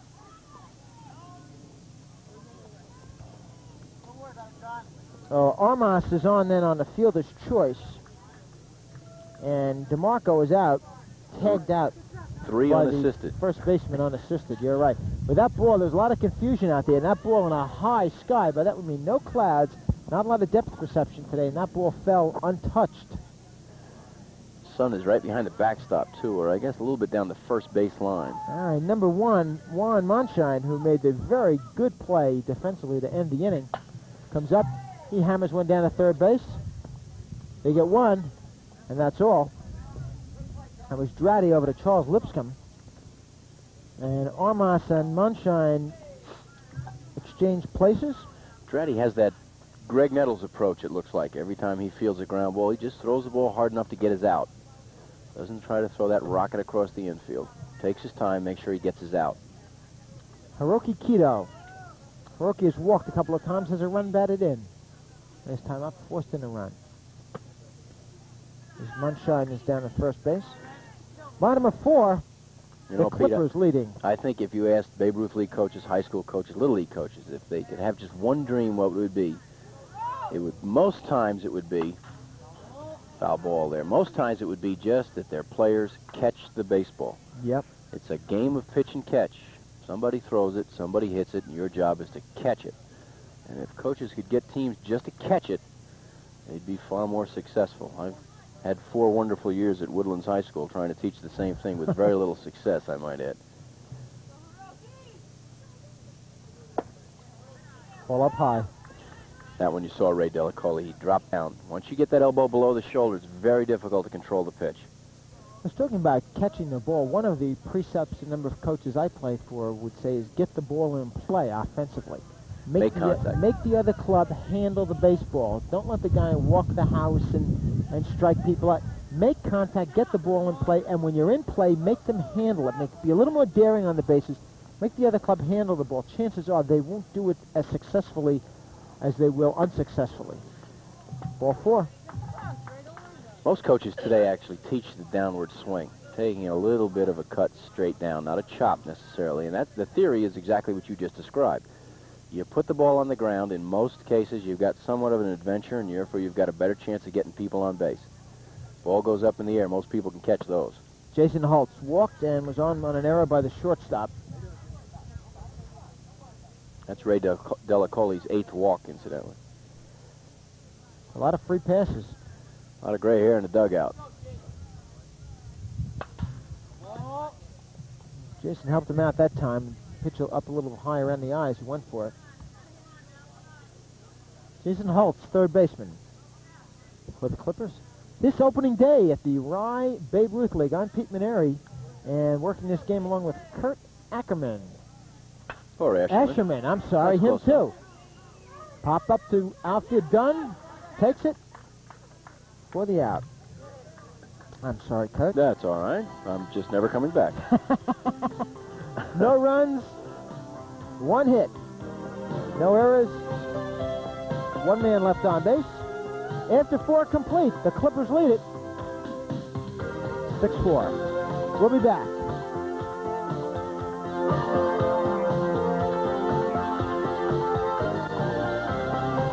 The fever is growing, baseball fever. And Superstation WTBS is proud to bring you all the excitement, heartbreaks, and glory of America's home team, the Atlanta Braves. You've got a front row seat to all the live action as the Braves settle the score in '84. Baseball fever is here. Catch all the thrills of America's home team, the Atlanta Braves, on Superstation WTBS.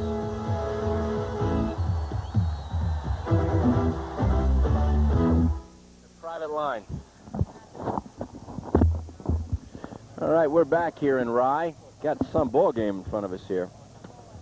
6-4, Clippers over the Falcons. Joe King, the pitcher for the Clippers. And the Falcons were just cruising for a while there, and all of a sudden the Clippers came up with a 6 spot. 6 big runs in the bottom of 3, and they've made it hold now. We're in what, top 5 Top here? of 5. This We're game's scheduled going fairly for 7. quickly. Scheduled for 7, so it's later than you think, or as they used to say, later than it's ever been. That's right. It's never over till it's over. I swore I would never come through with one of those yogi-isms, but I did, didn't I? I think his best ever was the time he said, I think it was this year, as a matter of fact, it's always great to win the home opener, whether you're away or at home. That's right. The one I liked is his statement about restaurants. He said, that place is so crowded, no one goes there anymore. That's it. I wonder how many of those are real. You know, a lot of people Very blame those few. on Joe Garagiola. He makes them up. That's right, very few. Sports writers and broadcasters love to say things that, well, you know, he could have said. I guess. Okay, here's Mermelstein with a comeback with a king. Step and throw. 1-3. Hey, I really like Luckhart down at first base. He handles the glove around the bag very, very He nice. looks like a baseball player, too, doesn't he? Boy, doesn't he? Chews a little gum there and got his stirrups up, stretched around his knees. And Swings the bat, pulls his left-handed pants hitter. legs up. Boy, he looks like something right out of the television. Greg Dratty.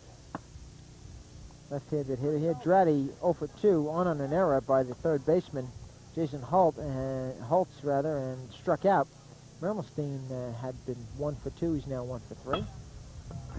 Down to second. Fought off a little bit over there by DeMarco. He gets it over to Luckhart. Stayed down on the ball well, though. Stayed down on the ball. That's the key, especially at second base, where you've got a little bit more time. You knock the ball down, it lands in front of you, you've still got to play. Plenty of time, that's right. All right, this is Charles Lipscomb, the second baseman. Lipscomb is 0 for 1, walked and grounded out. We've got Wolf batting for Lipscomb here, I think, Pete. Oh, all righty. I think I just overheard the coach mention. Wolf for Lipscomb. Okay. Sounds like a law firm. I don't know Mr. Wolf's first name. Let's see if we can find it here. John Wolf. J-O-N. All right. Thank you. I think everyone in this neighborhood is right behind us, helping us out. Spotters, that's all. Thanks, They're probably guys. going to look to get paid. Game's over here. John Wolf. All right, so Lipscomb was 0 for 1. Top of the 5th inning.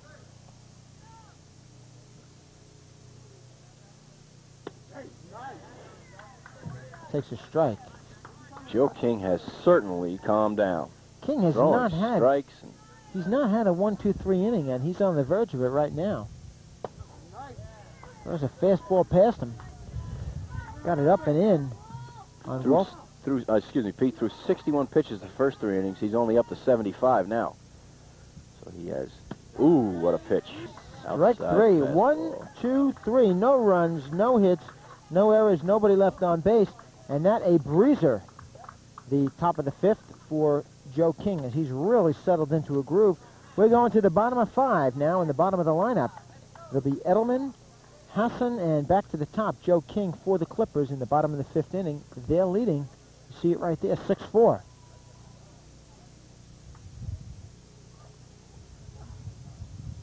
A beautiful day for baseball here in Rye. I'd like to thank the people of the Rye Babe Ruth League for inviting us over here. We've done a few games here in the past. Hope to come back again in the future here at Feely Field in Disbro Park. Okay, what's his first name, Coach? All right, Aaron Ketchum is in right field now for Dunn.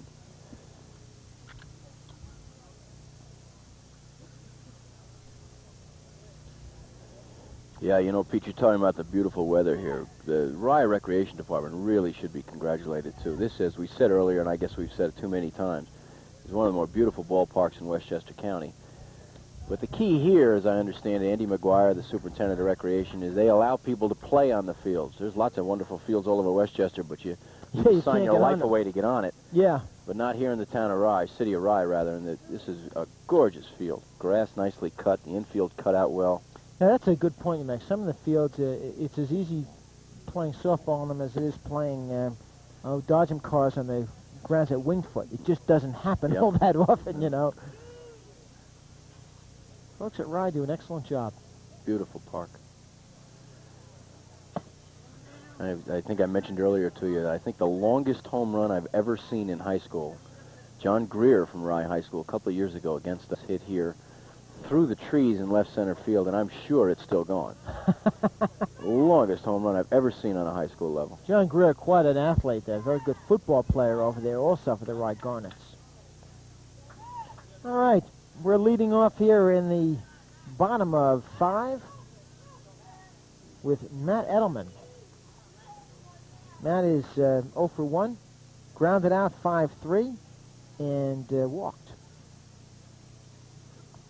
Edelman, number 8 batter in the lineup.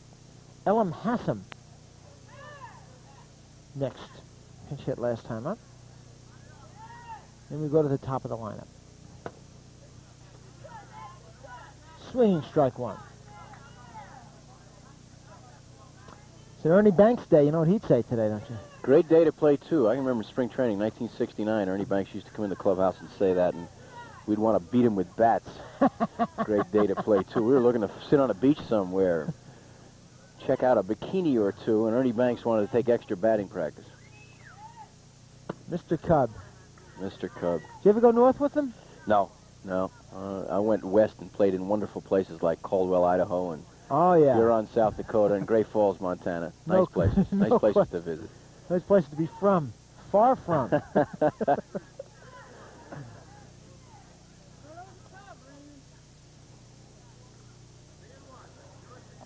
3-1 here on the batter, Matt Edelman. I guess Ernie Banks. I guess if you could hit like Ernie Banks, you'd never want the sun to go down. Huh? Absolutely. Speaking of hitting like Ernie Banks made a living out of doing that right there, punching the ball through the left side. That's right. And punching a few balls over the wall. Handsome living indeed. So Edelman leads off with his first hit of the ball game. Elam Hassan pinch hit and struck out in the third inning. Takes a strike. That's where you want him. Low and away. Keep the ball away from the hitter. Might be a nice time to run, huh? Got your leadoff coming. Thought about it. Got your leadoff coming up. Get somebody in scoring position. Yep. Add a little bit. You're up 2. Wouldn't mind adding another 1 or 2. Not much of a lead, though. It's a ball. 6-4. The Clippers leading here in the bottom of 5. We're scheduled for 7. That's through. Well, the bottom of the lineup pounding the ball. They pulled Delicoli twice there as Hassan and Edelman rocked consecutive singles to left field. We go back to the top of the lineup. Joe King. Nobody out, 2 on.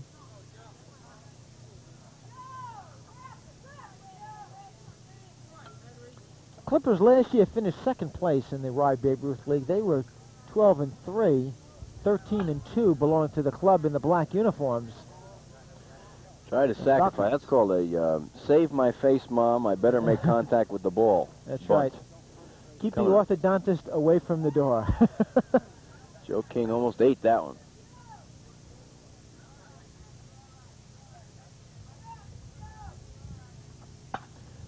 Hopped him up. Not an infield fly. Right Ball's field. past the outfield, past the infield. It's going to drop. Oh, it gets in there.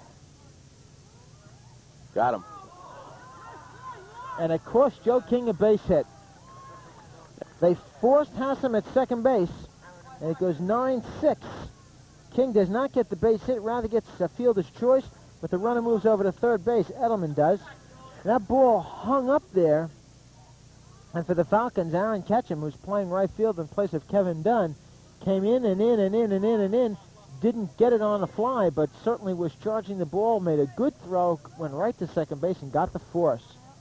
So there's 1 out, and that brings up Andrew Luckhart. Andy Luckhart, the first baseman, singled, walked and scored a run and struck out. So he's 1 for 2. There goes a runner. Shortstop comes up. Kind of conceding the steal there. Essentially hoping that the man on third base will take a quicker break. And Surhoff's job will come across the infield, try to catch the ball, and either throw the man out at the plate or get him at third. Infield's in. Very tight on the left side. Swinging strike. Back a little bit. Not quite halfway, but a little bit on the right side of the infield. First and second baseman. Falcons really can't afford to give up any more runs here. They've Down got to cut the 6-4. run off here. You're absolutely right, Kurt. In addition to which, they can't afford the walk, although you always take a look at the fact that first base is open, and if you get first base open, then we can force anywhere. But They've got the number 2 batter and the number 3 batter on deck. that's Comebacker. Surhoff looks the man. We've got a rundown now. He's looking at King. Now here comes play at home. He's out of there. Good job. Surhoff ran King back.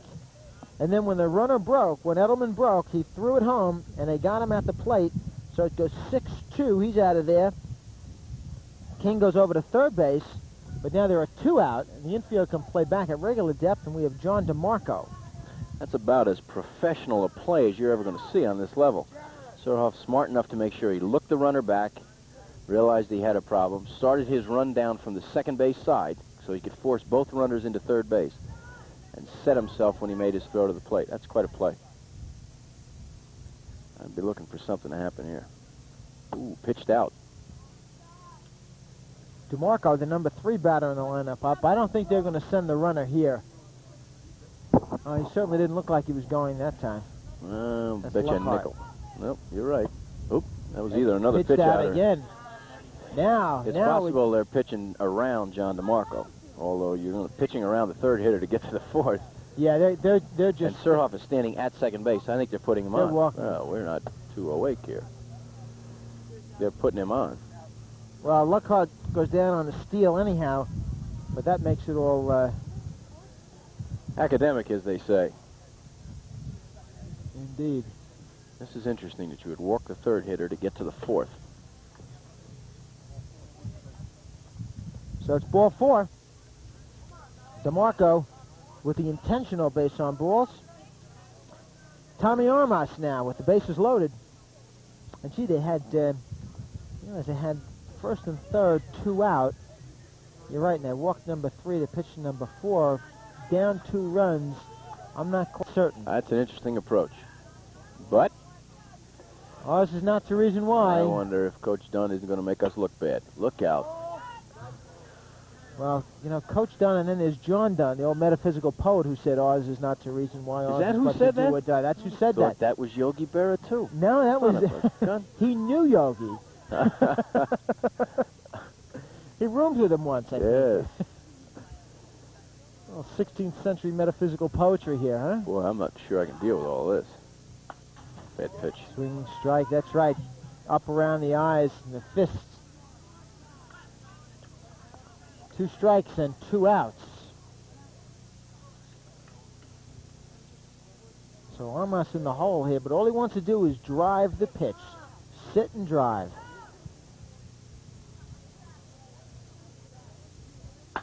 And he did. Should be caught. Mermelstein gets it. So after all that, no runs scored. There were 2 base hits. There were no errors. And there were 2 left on base. After 5 complete, 6-4, the Clippers lead. We'll be back.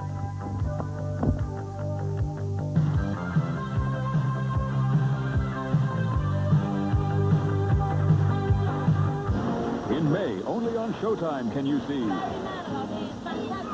Recorded Live. This spectacular brand new one-man concert performed before 40,000 fans. Barry Manilow, the concert at Blenheim Palace. When this boy from Brooklyn takes Britain by storm, it can only be an evening to remember. Tune in to Showtime in May for this dazzling music exclusive at the historic Blenheim Palace. To order Showtime, call your local cable company. We're back, I think. It says, beautiful day. What's the song? It's a beautiful day for a ball game? It's a beautiful day for a Now, wait a ball minute. No one game. told me you were going to For a sing. ball game. I'm Caridio not. gave me no information about singing. I might dance a little for you. You want me to get up on the table? You know, get that guy up there, up on the barrel. Okay, yes, sir. Get the guy up in the truck up there in the blimp, do a little dance. the word is, though, that Kurt Asherman used to dance on television, but his spikes used to scrape the top, and they made him get off. Is that true? I can't dance a lick. Oh, they got me. There they are. Huh? Not bad. Are those mine? Those are somebody's. All right. Oh, the feet in the blimp. He's good at shooting his own feet. How about that? Andy Goff. Ask for a hand, he gives you a foot. Okay. Top of 6, the Falcons. Yeah, this is Aaron Ketchum. That's it. He'll be followed by Ray Delicoli, and then the top of the lineup, Mark Surhoff, who's swinging a 3-for-3 stick thus far today. Ball. Now, one thing you don't want to do in this situation is put these fellas on, because then you're putting Surhoff in a situation of hitting with men on base. You like to have the big hitters come up with nobody on. Can't go 3-0 on that leadoff hitter either. Can't go 3-0. Joe King has done so well. He's only up to 79 pitches here, and he's only thrown about 20 pitches in the last 2 innings. But Strike there. King and Warren Munshine, the battery. For the Clippers, their opposite numbers, Ray Delicoli and Greg Dratty for the Falcons. Aaron Ketchum, ball 4. So Ketchum leads off the 6th with a base on balls. 1 on, nobody out. Ray Delicoli. boy, I wish Warren Munshine would get that other hand up. When we get a chance to look at it, you'll notice he catches with that bare hand down. He also, boy, that's a nice way to break a finger or two. That's right. He also displays his signs a little too much, in fact. Yep. Gets on a little bit higher level. What I'll start to steal you're him. talking about there, Pete, I'm sure, is to get on a higher level, coaches will pick those signs up. That's right. He's going to go with the curveball here. Yep. Missed it. 1-1. Yeah, you know, there's nothing like, and you know this, Kurt, nothing like being up there with the stick, knowing what's coming. Yes. Brother, that's a free lunch. When I was catching, my father used to be able to pick up the other team's signs quickly for us. About the third inning, I'd hear him yell, "Get set," and I'd call for a pitch out and gun people. Then I went away to Idaho. He couldn't come with me. I didn't throw a guy out for about a year and a half. They should have signed your dad to a contract. Oh, yes. Should have had as a rider. Take him with me. Cubs in those days, they would have signed anybody, as long as you could walk. Boy, they're still struggling out in Wrigley, though, aren't they? They're never going to win All until they four. get lights. You think so? You cannot play 81-day baseball games and expect to win in Major League Baseball, in my opinion, anyway. At least not when the other guys are playing under the lights That's and the right. coolness, huh? It's really just a question of time, you know. You're used to getting home late at night, sleeping till 11 o'clock, and then going to the ballpark at about 4. The Cubs can't do that. And I think Joe's in trouble here. He's got Surhoff first and second, nobody out, and he just leans over a curveball. And they Ooh, hold held him up at the third. Well, I'd say Mr. Surhoff is having some fun here with Joe King. That's his fourth hit. 4 for 4. That's lighting it up. Let them know you're there. Stayed right over the curveball. Yes, he did. Coach Dunn holding somebody up at third, holding a runner up at third. Doesn't want to get taken out of an inning. Scott Tucker, Bill Dratty, and Tom Halverson now due up. Nobody out. 3 on. We're in the top of the 6th. Clippers have pulled the infield in. Sorry, Pete. Excuse me. Not at all. 6-4, and you begin to. Now it's a 2-0 game. That's it. That's all. All you need New is a ball couple game. here. Nobody out here.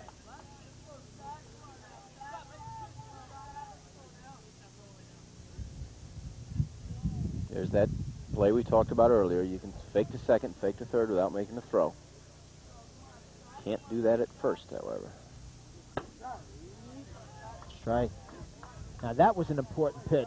Joe King kind of poured that one, didn't he, Pete? He sure did. Yeah, he reached back for a little something extra. He wasn't aiming that one. He just threw that.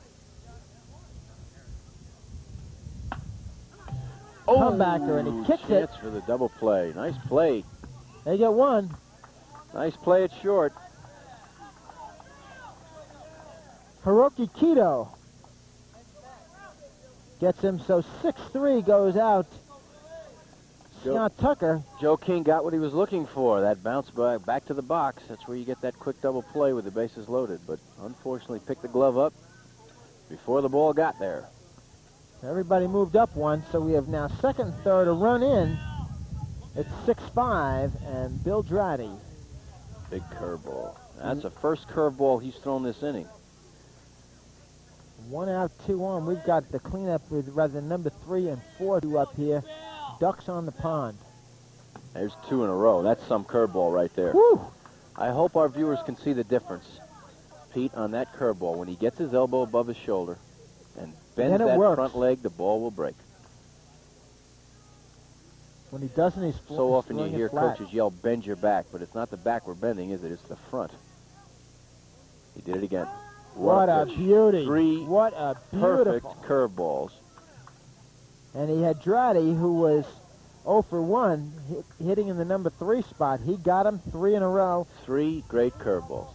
Tom Halverson now singled, popped, rather grounded to first base unassisted and hit into a double play. Now, that one didn't come around. That one didn't come around. That one, he threw those first 3. That's 4 curveballs in a row, by the way. So many kids, when they talk to you about pitching curveballs, they're worried about the grip.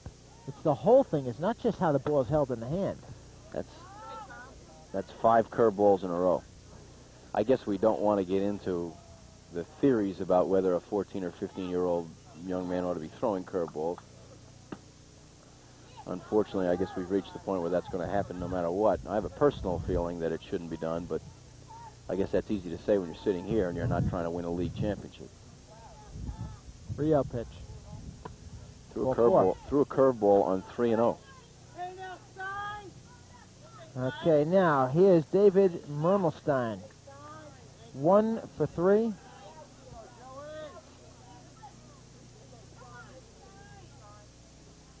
Joe King sent his left field a little deeper. Mermelstein really jumpy in the batter's box. Ball. Sunshine keeps it within range. Take a look at Dave Mermelstein's hands. He's got him back in that cocked position. Elbow down. Again, uses a timing device. Moves the bat around. No balls and 2 strikes. Now we're getting to a situation where King's going to have to start coming around the plate. And Mermelstein has got the quick bat and likes to jump on the ball. And he's in the dream position. You bet. This is where you want to be. Bases loaded, 2-0. Looking fastball, obviously. This is where batters guess. And he got the fastball, popped it up. Second base. Nice job by John DeMarco. Stayed with it. Well, 1 run scored. We had 1 base hit. No errors. And 2 left on base. We're going to change some tape and be right back here at Feely Field. Stay with us.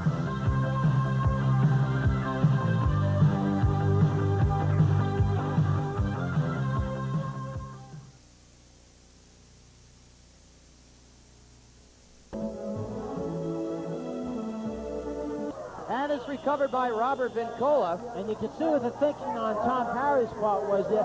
Let's get the... Alrighty. That was a big run for the Falcons. They had more opportunity, however, and in a sense let it waste. 6-5. They closed it to 1. And we're going to bottom of 6 now. Clippers hope this is their last time up. Hope they don't have to defend it. Or come up, rather, and defend themselves. Bottom of 7.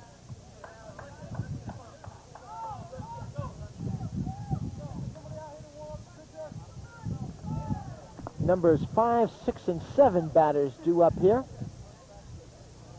Poor Ray Delacoli out there waiting for the catcher to put his gear on. Boy, that's one of those things. The guys on the bench.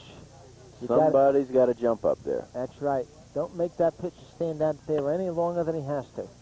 Especially on a sunny day, early in the season. Not accustomed to pitching as much. A little hot, not bad. You don't want him out there.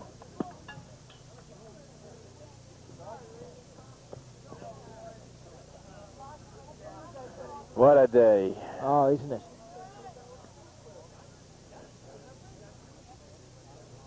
Sure, there he is. Big Pete. Don't hurt yourself. Peter Leone. Pete loves getting over here. Comes to a lot of games, hangs out, catches his son. He's a assistant now. Got himself a little better position. He doesn't have to look in the camera as much as look at the camera people.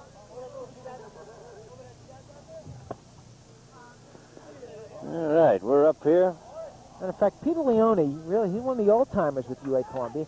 His sister used to come around and help us keep score. I guess we chased her away, huh? You bet. Okay, Warren Munshine. She probably didn't want to hear you and Cridio sing. You got it. And that's trouble. That's trouble. No, he gets there. Nice play out there in left field. Scott Tucker, he was fighting it, no question about it. Tough play. That the sun is right behind the backstop now. That's not the nicest place to be this time of day here at about 2:25 in the afternoon. Beautiful Sunday afternoon. All right, Hiroki Kito walked 3 times.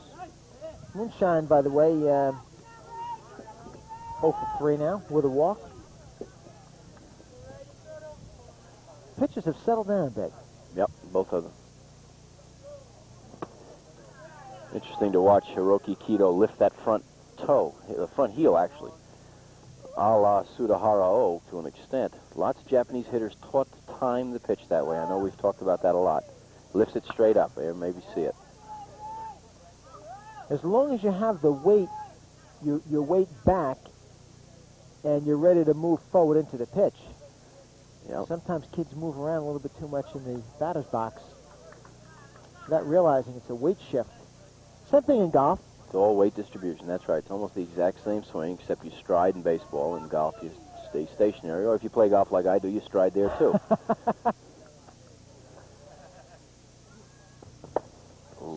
Swinging, strike three. And he went after a bad pitch indeed. That's Jason Holtz. Fourth strikeout for Ray Delacoli. Holtz 0 for 2 and was on a walk and an error and flied out to right field. Here his first hit. Blaze off a pitch up high. 4-1. Delacoli's now thrown 95 pitches. You might remember we talked about him having thrown 29 after 2 innings. He certainly has calmed down, Pete. Yeah, couldn't find the plate early. 95 pitches, still a lot of pitches. Down at first base, taken unassisted over there by Tom Halverson. And 3 up, 3 down. Clippers looking for game time here now. That's right. Top 7, up a run. We've finished 6. We'll be back with you for the top of the 7th. We got the shootout coming your way. Stay with us.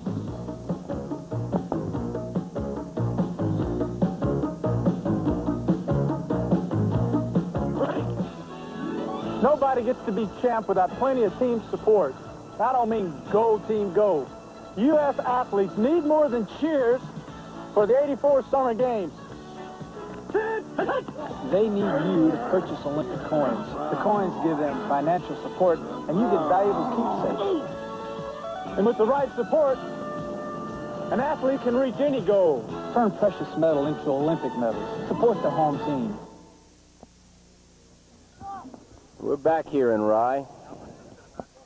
Clippers leading the Falcons 6-5, and we're in top 7. So Clippers looking to close the door and call it a day and take their first win of the season. All right, we've got Tim Albertson is going to hit for Ketchum for the Falcons a little bit later on, so we just got that word.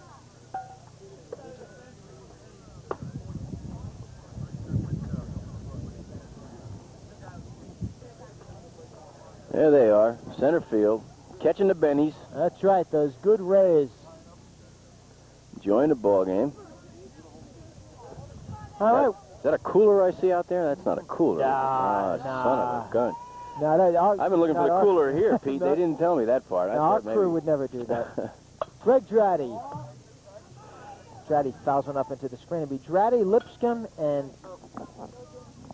Tim Albertson. Joe King's job here is to throw strikes and make him put the ball in play. That's right. Doesn't want to walk anybody here, especially this leadoff hitter. 6-5, top of 7. 1-1. Started him off with 2 fastballs. Greg Dratty hasn't done much today, so he's obviously due. Batting in the 5th position in the order.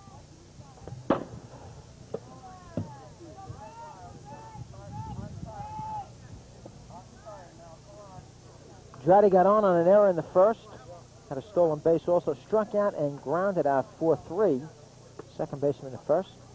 So this is his 4th crack at it. 3rd official at bat here. 4th appearance.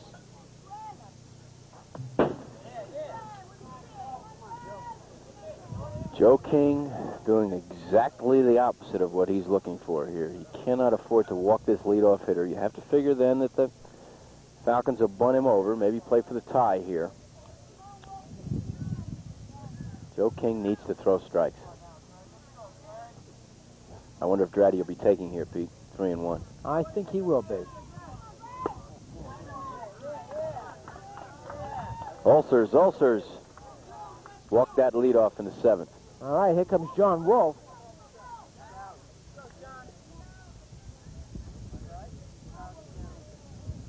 Struck out looking his first time up. And I did not see John take a sign, so my guess is he's not bunting, but we may be running. Joe King thinking the same thing, throwing over. Tom Albertson on deck. And then Ray Delacoli.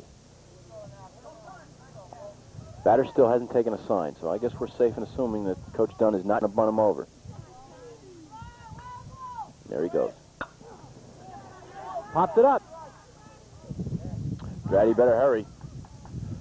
And they get him. Double play. They get him. Hiroki Kito, the shortstop, just settled under that one.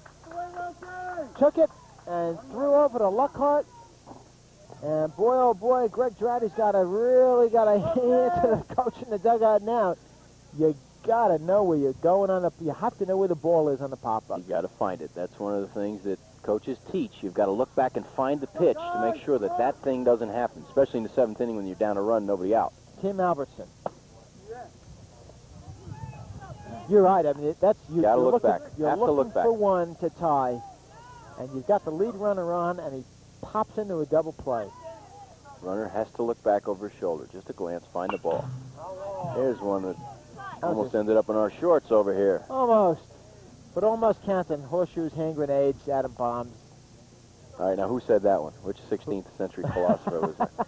There's Rene Descartes, I think. Ah, Descartes. They always say, never put Descartes before Deshorse. Oh, my gosh. Where is Caridio when I need him? Little philosophy joke, very little. Tony, get me out of here. King having problems with location again. 2-1 on the hitter. Is that what we've got? 2-1? Asherman having problems with the play-by-play guy.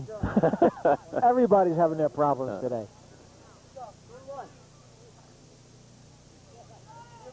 3-1 pitch. There's 3-1, I think. Oh, Pete. sorry. Okay. Now it's 3-1. Sorry. 2 outs here.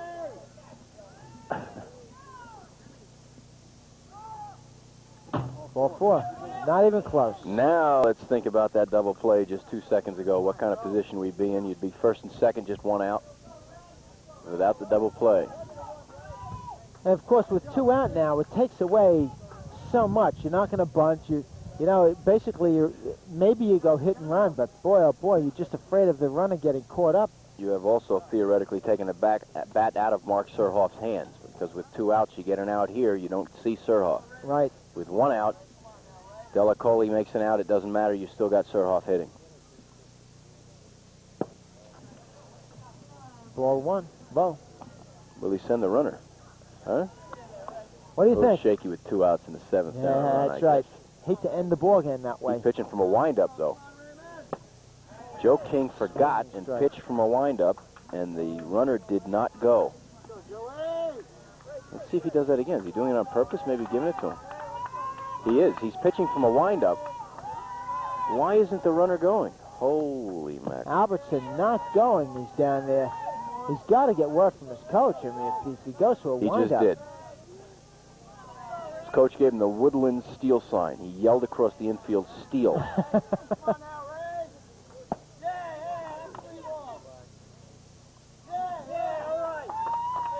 Stolen base. Now he's 3-1 here. I think 3-1, 2-2. 3-1, I believe. 3-1. 3-1. You've got to figure he's taking here so he can get Surhoff to the plate. Absolutely.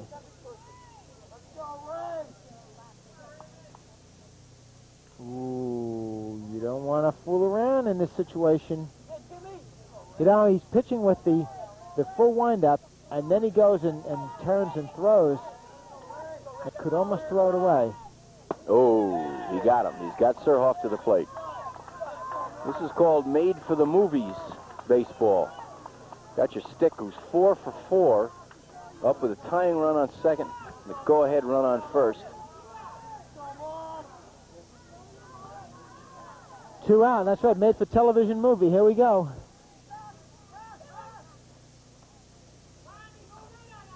Surhoff is 4 for 4. Singled in the 1st, 2nd, 4th, and 6th. Here we are in the top of 7th. They need him badly. He's hit the curveball, the fastball. He's been out over the plate. And took that curveball because he didn't like it. Not because it fooled him. He stayed right in, watched the ball break, and then I think I'll wait for that fastball or the hanging curveball. And he did. Oh! Comebacker. Game time. That's the ball game. Great play They get by him King. 1-3. The one time they had to get him, they did. And Surhoff hit that ball hard, but to no avail. We had no runs scored in that inning, no hits. There were no errors, and 2 men left on base. And that does it. 6-5, and a real good one, the opener from Feely Field at Disbell Park. I'd like to thank very much Kurt Asherman. Thanks very much for coming by. We'd hope to have you again later on in the season. Enjoyed it, Pete. Thank you. And all of our baseball folks and technical crew, thanks very much. The crew in the truck, and again, thanks to the people at the Rye Babe Ruth League. Once again, the final. The Clippers come from behind and beat the Falcons in the 25th anniversary opener of the Rye Babe Ruth League, 6-5. Have a good day.